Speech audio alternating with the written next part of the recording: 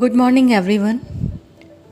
आज हम हिंदी के प्रख्यात कवि सुमित्रा नंदन पंत की प्रसिद्ध कविता प्रथम रश्मि के बारे में बात कर रहे हैं।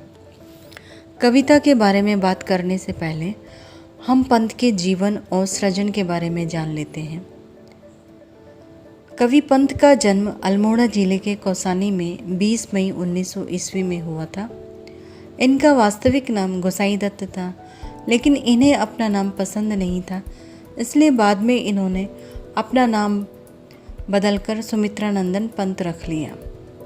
7 वर्ष की आयु से इन्होंने कविता लिखना आरंभ कर दिया था और सन 1918 तक ये हिंदी काव्य जगत में अपनी पहचान बना चुके थे।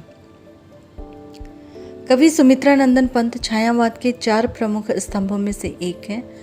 यदि हम पंत जी के साहित्य सृजन की ओर दृष्टि डालें तो हमें उनकी साहित्यिक यात्रा के 3 प्रमुख पड़ाव नजर आते हैं। प्रथम में वे छायावादी हैं, दूसरे में समाजवादी आदर्शों से प्रेरित प्रगतिवादी हैं तथा तीसरे में अरविंद दर्शन से प्रेरित आध्यात्मवादी हैं। साहित्य सृजन की उनकी यह यात्रा अनवरत जीवन पर्यंत चलती रही। पंत की महत्वपूर्ण काव्य कृतियों में वीणा, उच्छ्वास, पल्लव, ग्रंथि, गुंजन, ग्राम्य, युगांत, स्वर्ण किरण, स्वर्ण धूलि, कला और बूढ़ा चांद, लोकायतन, चिदंबरा आदि हैं। पंत अपने विस्तृत वाङ्मय में एक विचारक, दार्शनिक और मानवतावादी के रूप में हमारे सामने आते हैं। चिदंबरा पर इन्हें भारतीय ज्ञानपीठ पुरस्कार से सम्मानित किया गया। कला और बूढ़ा चांद काव्य संग्रह के लिए उन्हें साहित्य अकादमी पुरस्कार मिला। लोकायतन पर इन्हें सोवियत लैंड पुरस्कार प्राप्त हुआ। सन 1961 में भारत सरकार ने इन्हें काव्य योगदान के लिए पद्म भूषण की उपाधि से विभूषित किया।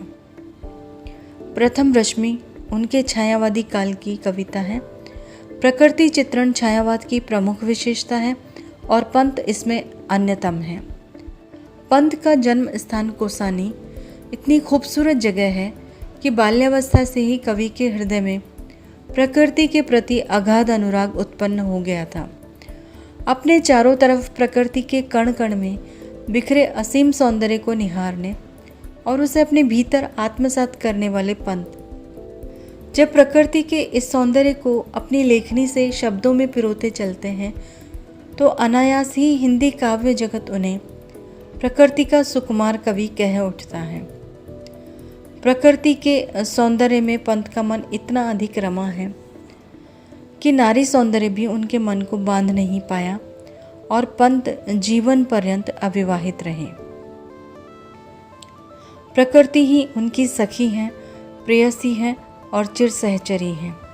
इसलिए वे लिखते हैं, छोड़ द्रुमों की मृदु छाया, तोड़ प्रकृति से भी माया, बाले तेरे बाल जाल में कैसे उलझा दूं लोचन, भूल अभी से इस जग को तजकर तरल तरंगों को, इंद्रधनुष के रंगों को तेरे भूभृंगों से कैसे बिंधवा दूं निज मृग सामन।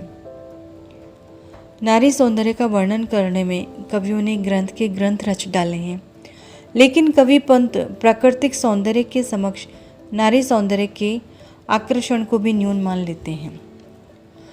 पंत के प्रकृति के साथ बेहद खूबसूरत अंतरंग साहचर्य ने हिंदी काव्य जगत को बहुत सी अनमोल काव्य निधियाँ दी हैं। पंत की प्रथम रश्मि कविता उनकी आरंभिक कविताओं में से एक है, जो उनके प्रथम काव्य संग्रह वीणा से उद्धृत है। यह कविता उन्होंने सन 1919 ईस्वी में लिखी थी तथा ये पंत जी की सर्वोत्कृष्ट कविताओं में से एक है। इस कविता में कवि प्राकृतिक सौंदर्य को निहारते हुए उसके रहस्यों को जानने का प्रयास करता है। पंत जी ने यह कविता आज के मनुष्य को सचेत करने के उद्देश्य से लिखी है। भौतिकता की दौड़ में मनुष्य ने अपने आप को प्रकृति से दूर कर लिया है और इसीलिए वह अपने सारे प्राकृतिक गुणों एवं शक्तियों को खो बैठा है। इसके विपरीत प्रकृति के सानिध्य में रहने वाले पशु पक्षी प्रकृति के रहस्य से पूर्ण परिचित रहते हैं। चलिए अब हम कविता का पाठ आरंभ करते हैं। प्रथम रश्मि का आना रंगिणी, तूने कैसे पहचाना, कहाँ कहाँ है बाल विहंगिनी, पाया तूने यह गाना। प्रथम रश्मि से तात्पर्य प्रकाश की प्रथम किरण से है। प्रथम रश्मि के आने से पहले जैसे पूरा विश्व स्तब्ध था, मूर्छित था, जड़ चेतन सब एकाकार थे, पूरे विश्व में जैसे शून्य पसरा हुआ था। इसमें सिर्फ सांसों का आना जाना हो रहा था, कहीं कोई हलचल नहीं थी। सारा संसार अंधकार के आवरण में लिपटा हुआ था। लेकिन एकाएक पूर्व दिशा में उषा के आगमन के साथ ही पक्षी चहचहाने लगे हैं और उन्हें आभास हो जाता है कि सूर्य की प्रथम किरण फूटने वाली है। कवि प्रातःकाल के इस मनोहारी दृश्य को अत्यंत कौतूहल के साथ देख रहा है। प्रथम रश्मि के आगमन के आभास मात्र को पाकर ही बाल विहंगिनी एकाएक कूक उठी।